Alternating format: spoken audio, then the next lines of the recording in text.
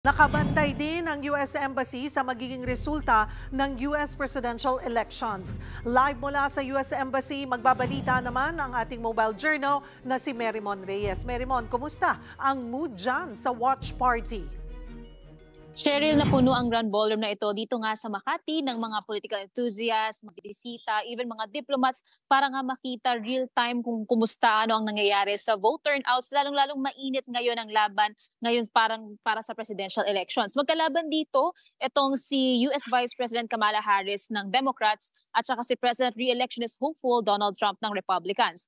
As of sa pagmumonitor natin ngayong tanghali, lamang nga si Trump sa Electoral College votes with 211. Samantalang si Harris naman ay mayroong 165 mula sa mga estado na so far ay tapos na ang pagbibilang sa kanilang mga boto ayon sa international news agencies. Sa kabuuan, Cheryl, 538 nga yung pag-aawaya o yung paglalabanan na college votes na kailangan makuha. At yung unang makakaset, 270 ang magwawagi. Bukod sa real-time monitoring, mayroon ding education booths dito kung saan maaaring matutunan ng mga guests kung paano nga ba nag-work ang party system, election system, even yung voting rights sa Amerika dahil ibang-iba nga ito kumpara sa atin sa Pilipinas na madali lang malaman o tignan by popular vote kung sino ang mamamahala.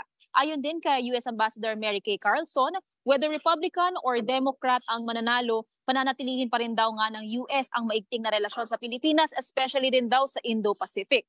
Supposedly, pagpatak ng gabi sa US ay makikita na ang mananalong presidente o baga maitatanghal na. Pero minsan umaabot pa kasi ito ng araw dahil sa pagbibilang pa ng mga ibang estados.